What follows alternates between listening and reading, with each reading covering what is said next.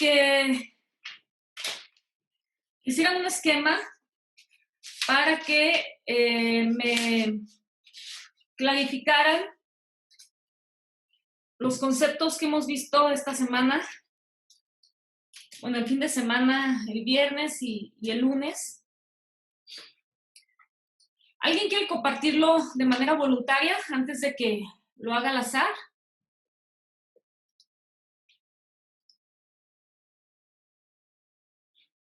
Jimena, muy bien, Jimena, déjame te busco para activarte el micrófono.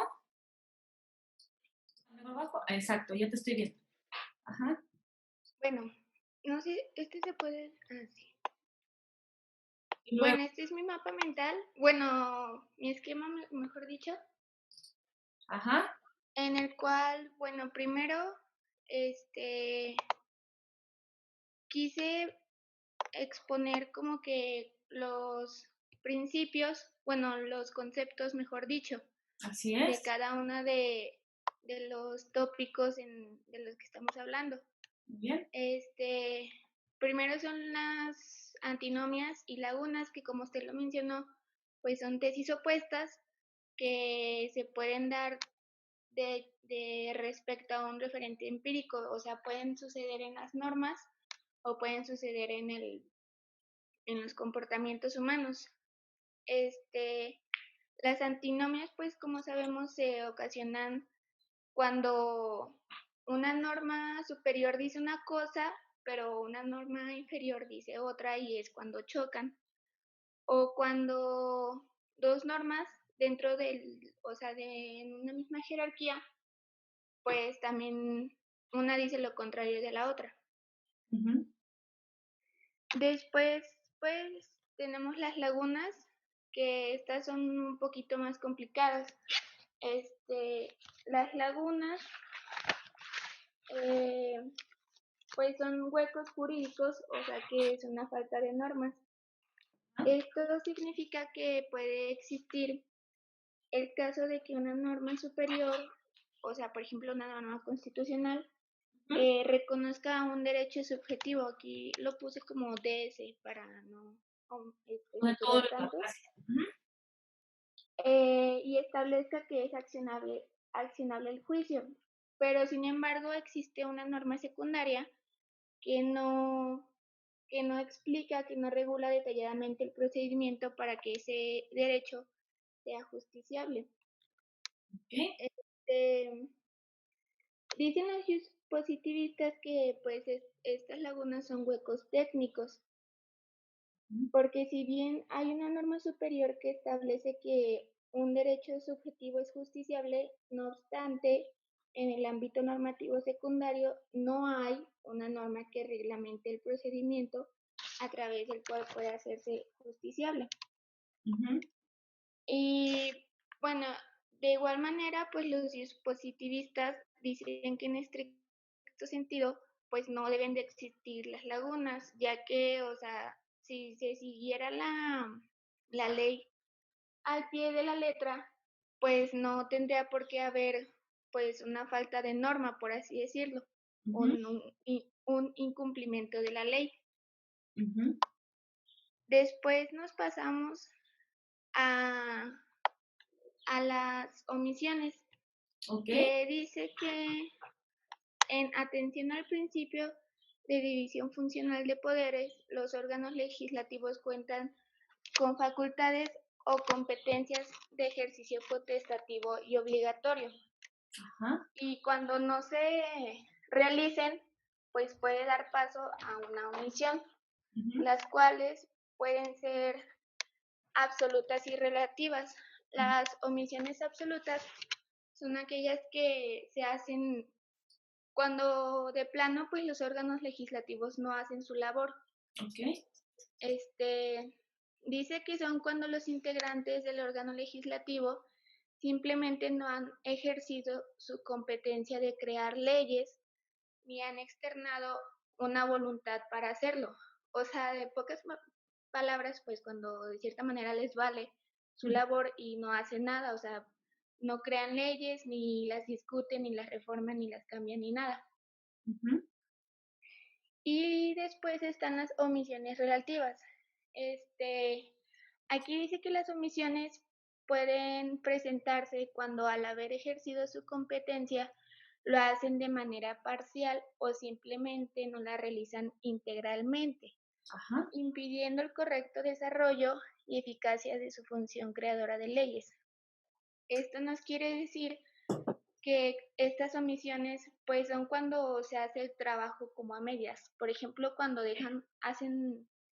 presentan la iniciativa de reformar una ley, pero ya después no le dan seguimiento pues al procedimiento, o la terminan pero no la publican, o sea, simplemente pues es cuando las dejan a medias.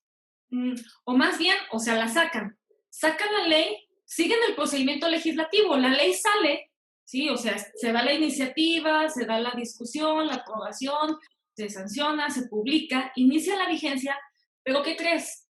Que la norma viene deficiente, que la norma viene imprecisa, ¿sí? Incluso por deficiencias en el texto.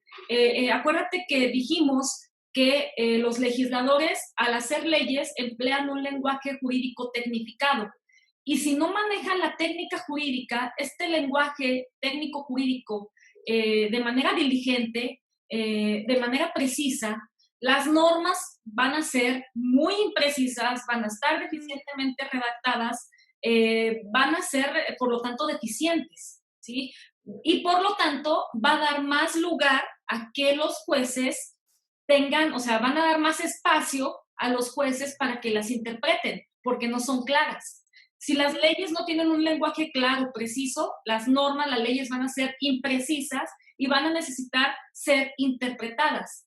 Y entonces aquí se le va a dar más papel a los juzgadores como intérpretes de las normas, ¿sí? Y ellos van a tener ahí más de dónde cortar. O a lo mejor va a salir la norma tan deficiente que en la misma norma va a haber artículos, va a haber disposiciones que van a ser contradictorias entre sí, ¿sí? O tal vez algún tópico de esa ley va a estar confeccionado de manera incompleta, ¿sí? Pero la ley sale. O sea, aquí a lo que se refiere las omisiones, legislativas relativas es, la norma sale, ¿sí? En ambas, tanto en las omisiones, o sea, en las omisiones relativas, ya sea que tengan una obligación para sacar una norma, o sea, que haya una obligación legal, en esto que se explica como competencias de ejercicio obligatorio, porque hay un mandato que les obliga a sacar una norma, ¿sí? O bien, si no hay ese mandato y lo hacen de manera potestativa, o sea, la norma sale, pero sale y es deficiente, ¿sí? Es incompleta, es imprecisa, no es clara, tiene artículos, disposiciones que se contradicen entre sí, ¿sí? O bien tiene disposiciones que van a contradecirse, van a ser incongruentes con lo que dice la Constitución.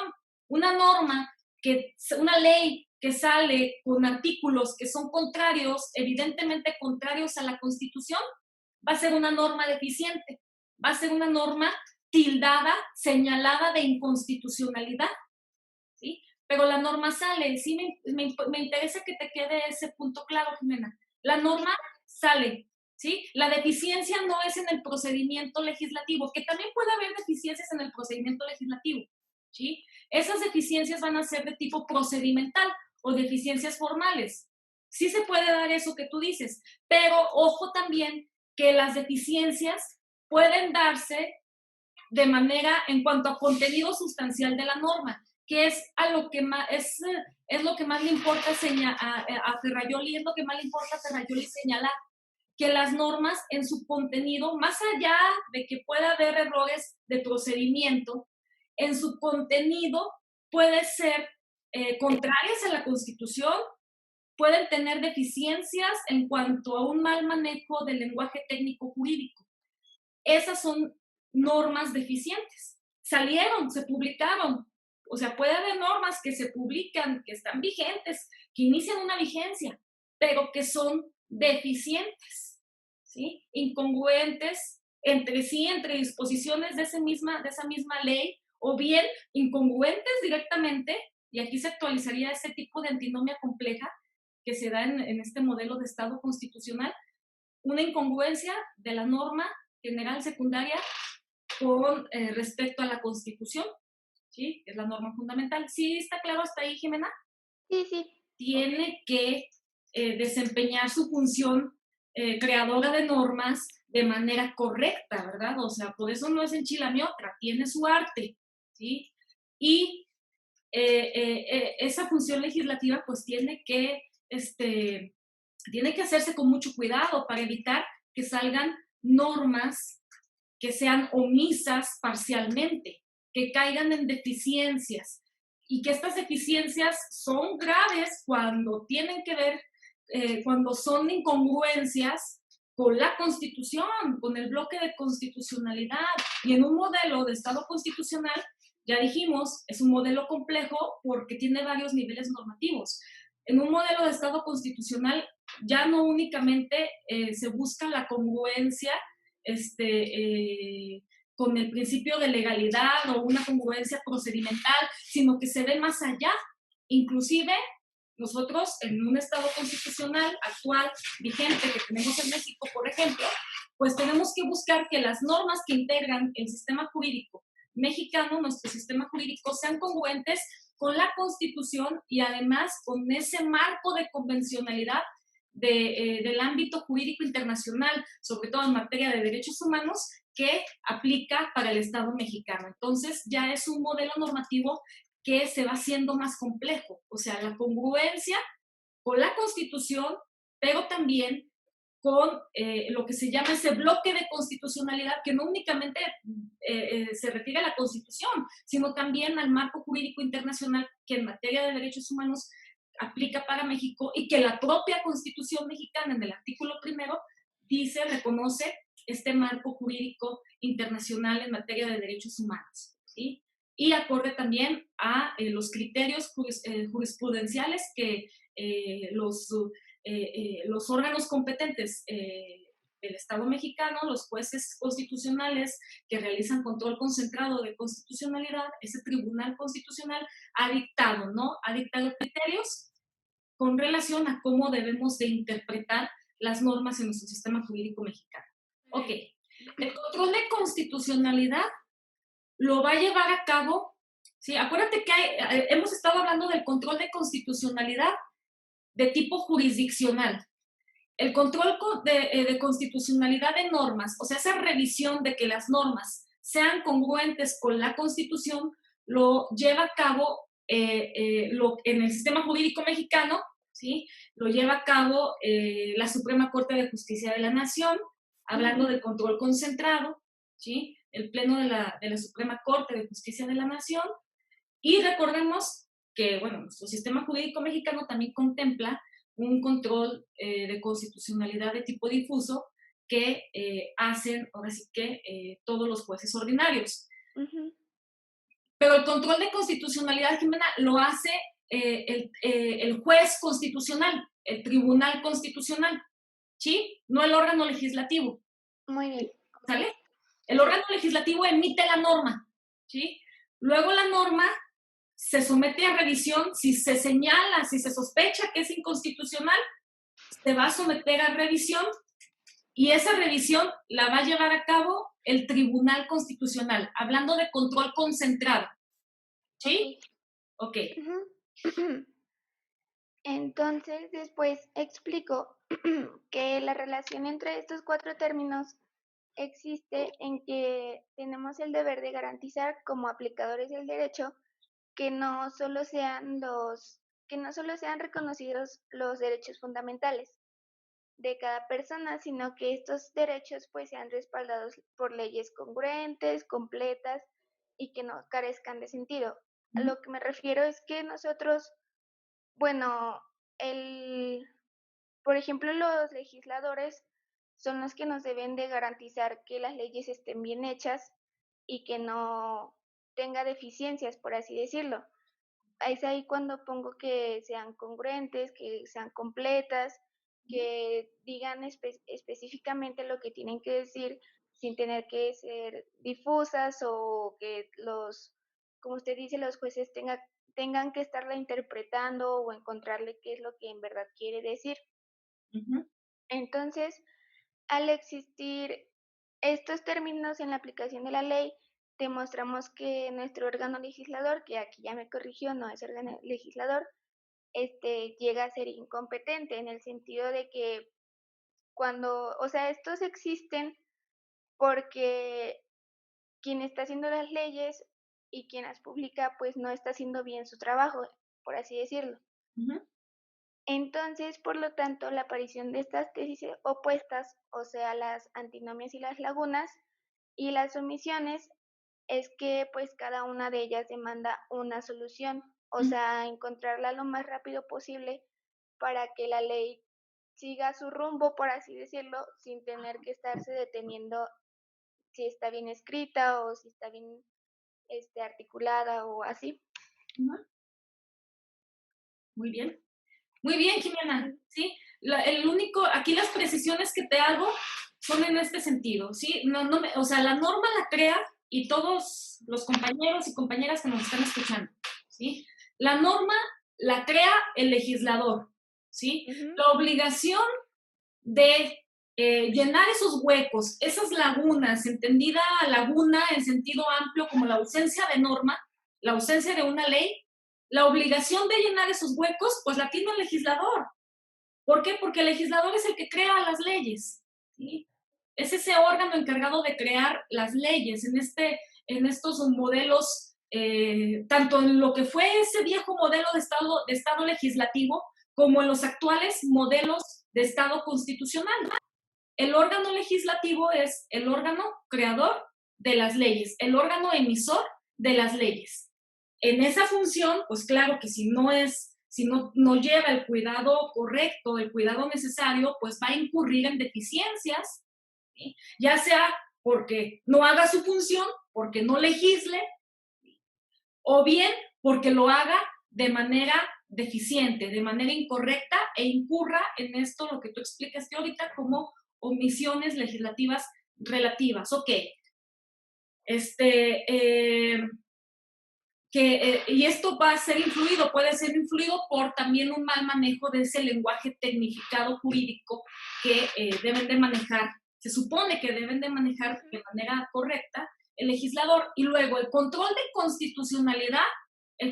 constitucionalidad lo lleva por órgano jurisdiccional, pues lo lleva a cabo ese juez constitucional. Hablando de control concentrado, es el que lleva a cabo el órgano jurisdiccional que hace las funciones de tribunal constitucional. Esa revisión eh, eh, eh, termina con el dictado de una sentencia, de una resolución Ujú. que va a determinar si efectivamente una norma que fue tildada o sea señalada de inconstitucional, si efectivamente es congruente o no congruente con la Constitución, ¿sí? Y si no es congruente, la sentencia va a determinarlo y va a tener efectos generales, de tal manera que el juez constitucional, a través de ese control concentrado de constitucionalidad, pues va con esa decisión, con efectos generales, prácticamente va a anular la validez de esa norma, ¿sí? Por estar en contra de la Constitución. Esta es esa peculiaridad que tienen los jueces constitucionales a través del control concentrado de constitucionalidad, que ya dijimos como ejemplo, que nuestro sistema jurídico mexicano, pues lo hace el Pleno de la Suprema Corte de Justicia de la Nación a través de las acciones de inconstitucionalidad, ¿sí? Y hay también un control difuso, no todos los sistemas jurídicos lo tienen. México tiene ese control mixto porque tiene control concentrado y tiene control difuso, ¿sí? El control difuso, ya lo hemos explicado. Yo sé que ustedes ahorita van en segundo semestre, que a lo mejor no les queda tan claro, ¿sí? Y que, no obstante, están llevando derecho constitucional, ¿sí?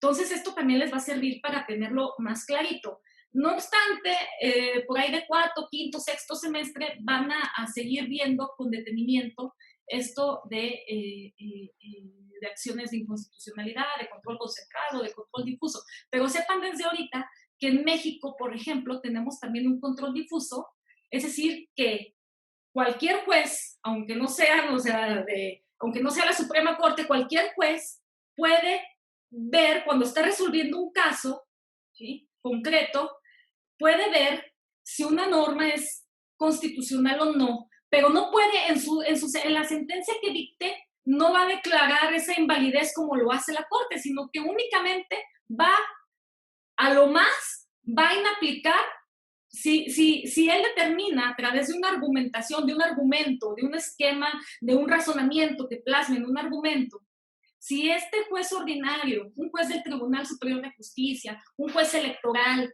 ¿sí?, cualquier juez que no es la Suprema Corte de Justicia de la Nación, en un caso concreto que esté sustanciando, resolviendo, se advierte que una norma que está aplicando, o que va a servir más bien para aplicarse en la controversia que está resolviendo, se advierte y verifica a través de un esquema argumentativo que esa norma es inconstitucional, ok, a lo más que puede hacer es inaplicarla, o sea, no aplicarla al caso concreto y exponer el argumento.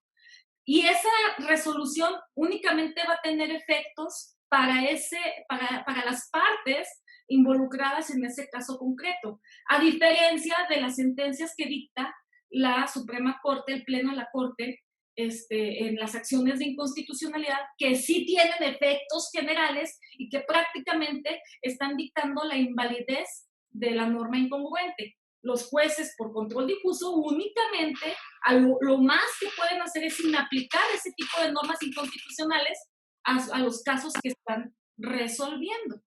¿Sí? ¿Sí queda este puntito claro? Más o menos, algo que relacionen esto con lo que están viendo a la vez con Benítez, si es que ya están hablando de esto en derecho constitucional. ¿Sí? Jimena, ¿sí te queda claro? Sí, maestra, de igual manera es lo que nos explicó en la clase del viernes, entonces también ya lo tenía apuntado todo eso de los controles. Del control, ok. Sí. Muy bien. Entonces, está muy bien, te felicito. Muchas gracias. Y a ver, alguien más que quiera compartir, sobre todo, irnos ahora, que vuelva a explicarnos a alguien más esto de las omisiones absolutas y relativas. Aquí, Nixie, muy bien, Nixie. A ver, ahí dale compartir, por favor, Nixie. Y déjate activo el micrófono. Ahí puedes activar tu micrófono, porfa, Nixie. Ya, yo creo que ya te lo activé. Déjame silencio nada más a Jimena. Creo que Jimena ya la silencié. Ya. Ajá. Nixie, Okay. pues. Ok. ¿Sí me escucha? Sí, sí te escucho. Ok, muy bien. Bueno, pues como ya lo había explicado Jimena, pues otra vez vamos a empezar a ver lo de las omisiones legislativas, antinomias y lagunas. Yo lo primero que puse pues fueron sus conceptos. Ajá. En el caso de las omisiones legislativas, pues yo investigué que son la falta de desarrollo por parte del Poder Legislativo.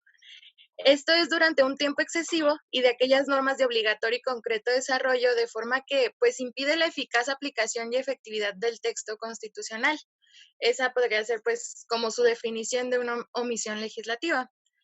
Luego, en el caso de las antinomias, que ya habíamos dicho que son técnicas, pues como ya nos había comentado, son la contradicción entre normas jurídicas.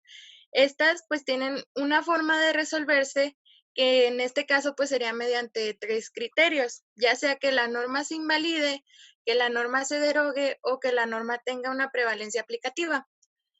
Luego están las lagunas, que en este caso se me olvidó poner que pues como lo había comentado es un hueco jurídico, que viene siendo la falta de una norma jurídica. Y en este caso, pues una laguna se puede solucionar realizando o estableciendo la ley faltante.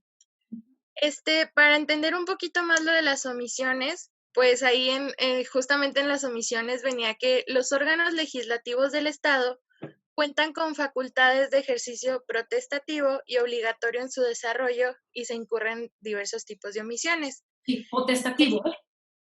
Ok, perdón, potestativo, sí, perdón. Ok, entonces, en este caso, pues tenemos lo que viene siendo la omisión absoluta, que es de tipo laguna a mi criterio, porque pues como ahí mismo lo decía, es muy obvio la diferencia que usted nos había dado. O sea, es un tipo de laguna porque son aquellos que simplemente no han ejercido su competencia de crear leyes ni han externado normativamente voluntad para hacerlo. Por lo tanto, existe la falta de una norma jurídica, que es lo que nos indica que es una laguna. Ajá. A ver, permítame un poquito. Ok, luego está lo que es una omisión relativa, que en esta parte pues es una antinomia, ya que existe una contradicción entre lo que se propone porque al haberse ejercido su competencia lo hace de manera parcial o simplemente no la realizan integralmente, impidiendo el correcto desarrollo y eficacia de su función creadora de leyes. Entonces, en este caso, como lo menciona una antinomia, hay una contradicción. Así es, así es. Luego, al combinar ambos tipos de competencias, pues se presentan las siguientes omisiones legislativas, son las que pues venían ahí en la página. Entonces, pues realmente ya se me hizo muy fácil entender cómo distinguir una laguna de una antinomia, porque a los criterios que describe cada absoluta, pues ya se puede identificar. En el caso de la primera, que es absolutas en competencias de ejercicio obligatorio, cuando el órgano legislativo tiene la obligación o mandato de expedir una determinada ley y no la ha hecho, pues es una laguna, porque claramente ejemplifica que no se ha establecido una ley o una norma. Así es. E incluso, Entonces, te voy a interrumpir un poquito, ¿sale? está bien. Ajá. E incluso, o sea, se puede dar la laguna, como tú dices, en sentido amplio, simple y sencillamente la ausencia de la norma, o bien incluso cuando hablamos de las lagunas técnicas, ¿sí? Porque puede ser que a través, no sé, vamos a poner un ejemplo, que a través de una reforma constitucional, ¿sí? Se incluya en la Constitución el reconocimiento de un derecho subjetivo, que se haga mención de que luego, no sé, ya ven, en los mismos transitorios, por eso les mostraba los decretos de reformas constitucionales y sus artículos transitorios que se incorporan al final, que están está en la Constitución y luego al final se van incorporando esos transitorios de cada decreto de reforma constitucional, que ahí digan, ok, reformamos, como el ejemplo que les puse de la reforma de 2014 en materia político-electoral, ¿sí? Vamos a incorporar el reconocimiento de tal derecho subjetivo y para el 30 de mayo vamos a ponernos con esta fecha, para el 30 de mayo de 2020 vamos a sacar las normas que van secundarias, que van a detallar, que van a reglamentar la justiciabilidad de tal derecho subjetivo que estamos reconociendo. Ok, puede ser, o sea, que a través de una reforma constitucional se empiece a reconocer la justiciabilidad de un derecho, pero luego va a faltar que saquen la norma, ¿sí? Posteriormente que el órgano legislativo cumpla con esa temporalidad que se está imponiendo en los transitorios y que saque esa norma que detalle el procedimiento para hacer justiciable ese derecho que ya empezó a reconocer en este ejemplo que estamos poniendo a través de la Constitución, a través de la incorporación que se da a través de una reforma constitucional. Y entonces ahí tendríamos eso que Ferrajoli nos explica como laguna técnica, ¿sí? Porque si bien está el reconocimiento de un derecho, falta la norma que regule el procedimiento para hacer justiciable ese derecho. Por ejemplo, ¿sí está claro ahí, Mixi? Sí, sí está claro. De hecho, complementando un poquito lo que dice, o sea, pues sí, faltaría que, por así decirlo, se establezca y se cumpla, porque si no es cuando se presenta la antinomia. O sea, que se da una contradicción en que ya está presentada, por así decirlo, pero no se cumple o tiene algunas deficiencias que no permiten que se lleve a cabo de forma correcta, por así decirlo. Sí, porque la antinomia, pues, es la contradicción entre normas. Ajá. Y aparte es antinomia cuando la contradicción se da entre una norma secundaria y la Constitución, ¿sí? Entonces pueden sacar una norma, pueden sacar esa norma que dijeron que iban a sacar, ok, pueden sacarla en el plazo que se obligado, cumplen con su función legislativa, no incurren en esa violación que va marcando el violómetro constitucional, ¿sí? Sí. Pero luego, ¿qué crees? Que la norma cuando ya sale, la publican, ¿sí? Y luego la vamos viendo, caray, pues esta norma es contraria a la Constitución, tiene estas disposiciones que son contrarias a la Constitución, o bien tiene un artículo 5 que dice una cosa y un artículo 45 que dice otra, ¿sí? Entonces ahí vemos deficiencias y vemos esta omisión relativa o parcial, porque si bien sacan la norma es deficiente, ¿verdad? Sí, exactamente. Okay. Sí. Ajá.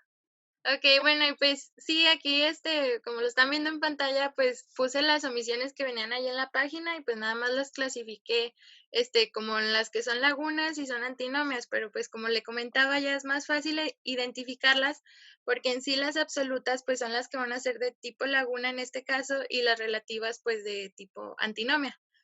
Sí. Ahora fíjense, ahí déjame tantito tu esquema. Ok. ¿Sí? Las omisiones, o sea, aquí tienes, a ver, bájale, ahí donde estaba en la segunda hoja. Ándale ahí. Inciso A e inciso C, ahí las tienes como las absolutas, ¿sí?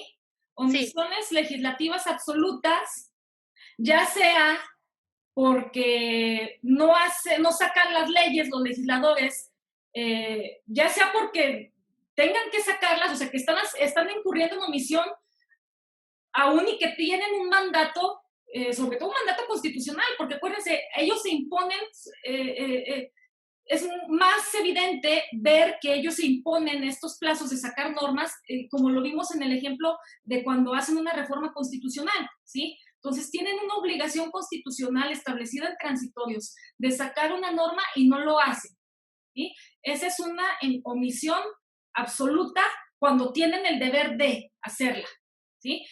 Sí. Y la absoluta en competencias de ejercicio potestativo es, ok, nunca se autoimpusieron en ningún transitorio, ni de reforma constitucional, ni en ninguna otra norma que hayan expedido, se comprometieron, es cuando no tienen un compromiso de sacar una norma.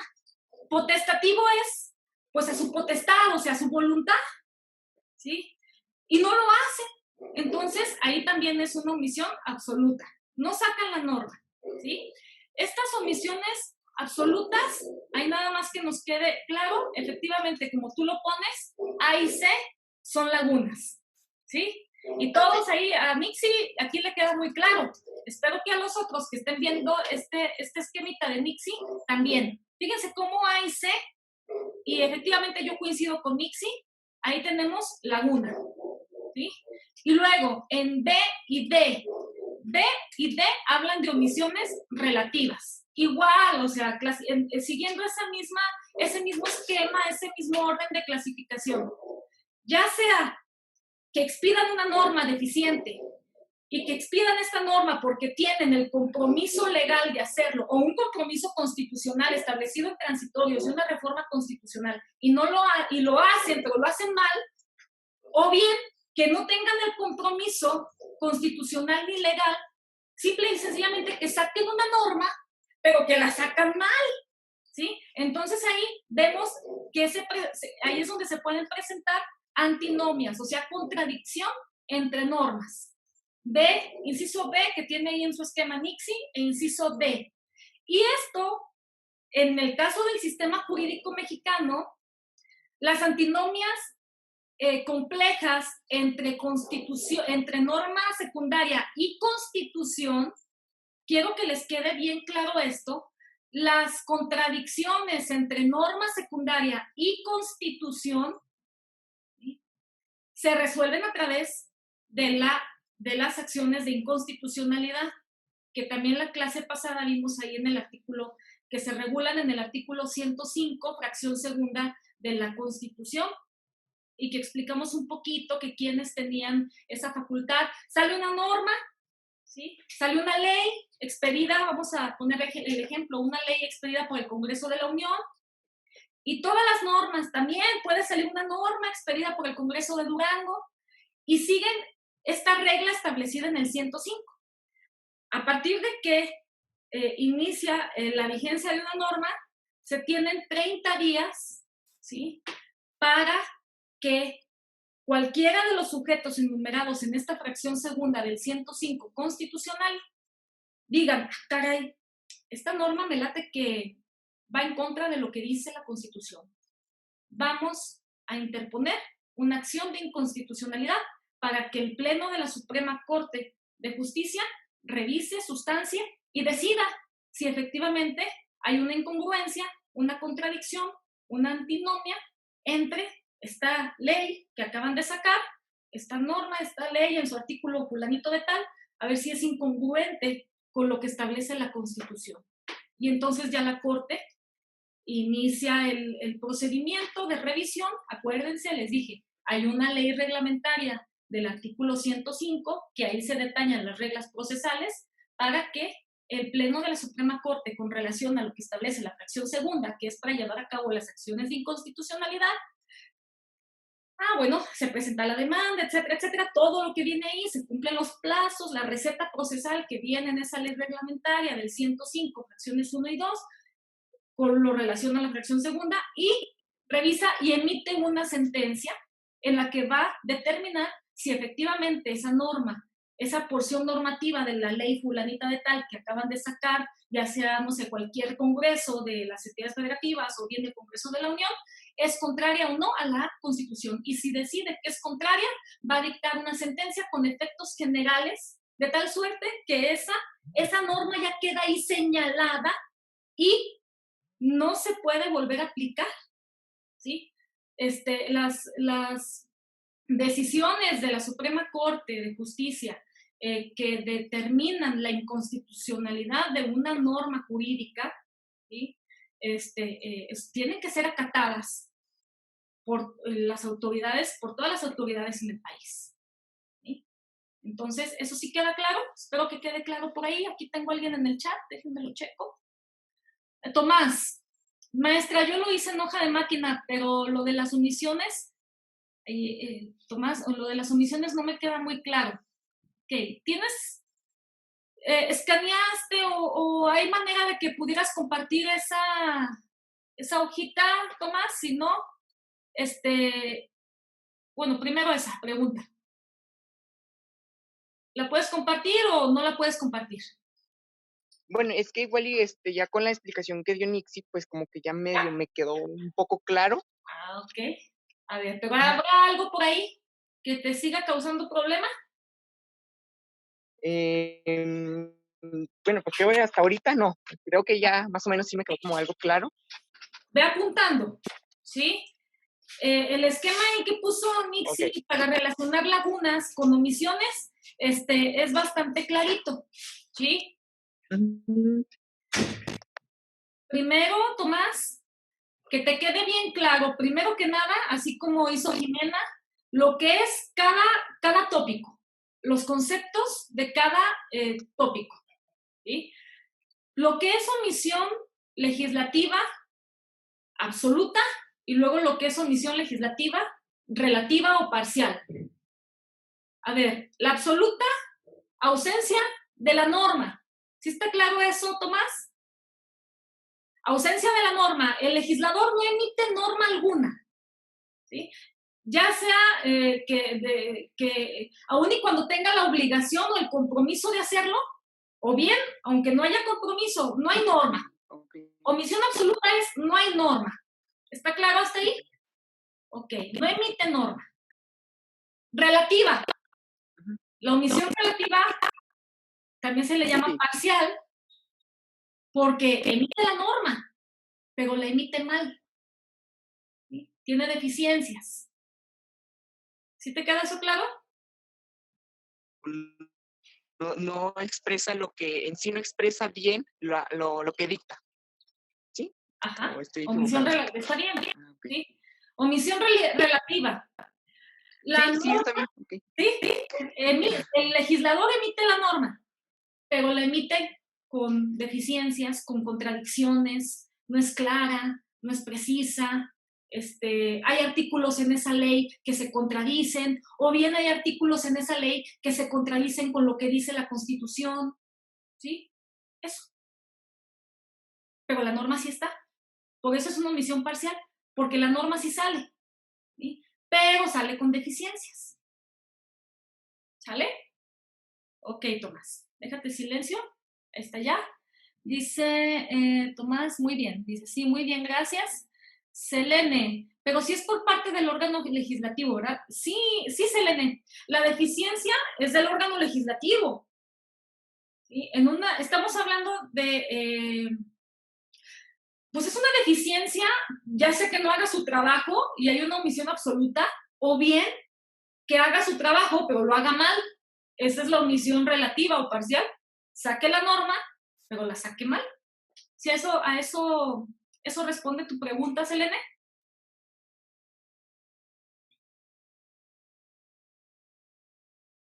Okay, sí. Nixie, maestra, ¿me permite explicar un cuadrito que me faltó para complementar? Sí, por supuesto que sí, Nixie. Vuelve a compartir y activas tu micrófono. A ver, escuchamos a Nixie y luego ya nos despedimos.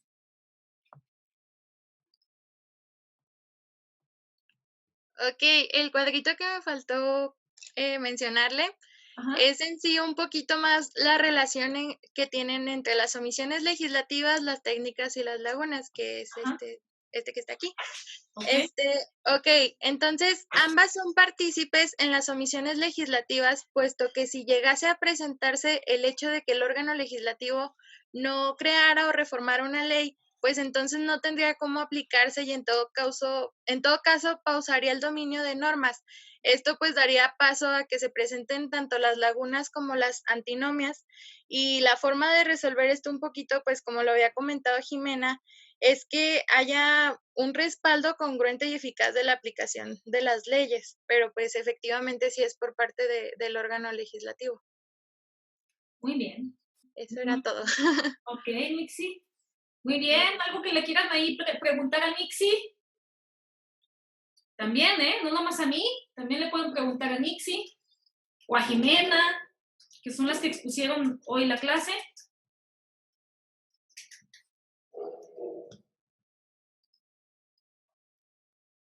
Ok, entonces vamos a dar por terminada, ya se nos acabó la clase hasta ahorita. Yo espero que haya quedado agotado este punto. Si no, díganmelo y lo extendemos el viernes. Pero si no, lo damos por terminado para pasar a lo siguiente. Y además el viernes que nos veamos, igual a las 9 de la mañana, ya el viernes nos ponemos de acuerdo qué día hacemos la entrega del mapa mental regresando de vacaciones en la semana del 20 de abril. ¿Y qué día se entrega el mapa?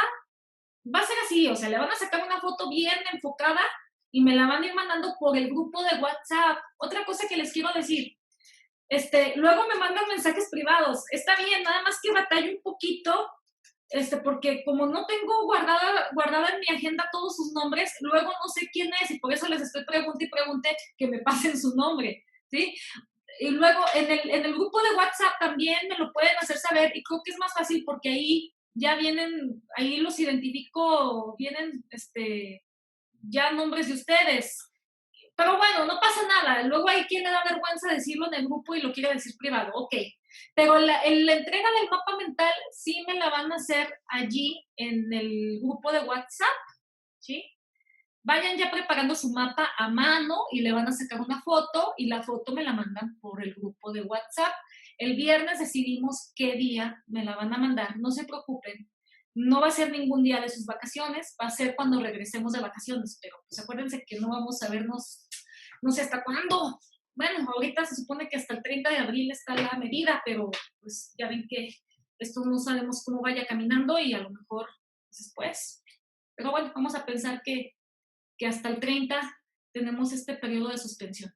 Y también decidimos qué día hacemos el examen y quien me dicen el viernes ¿quién no se puede meter a Edumi? Porque, por ejemplo, ahorita Jimena me dijo, pero no sé cuántos más, para ver cómo les voy a hacer el examen, ¿sí? ¿De qué manera? Nada más necesito saber quiénes, identificarlos para, pues hay otras aplicaciones, o a lo mejor en estas vacaciones me pongo a buscar alguna otra aplicación que me sirva para hacerles el examen, ¿sí? Pero por lo pronto, métanse a Edumi. ¿Queda claro? Nos vemos el viernes, ¿ok? Bueno.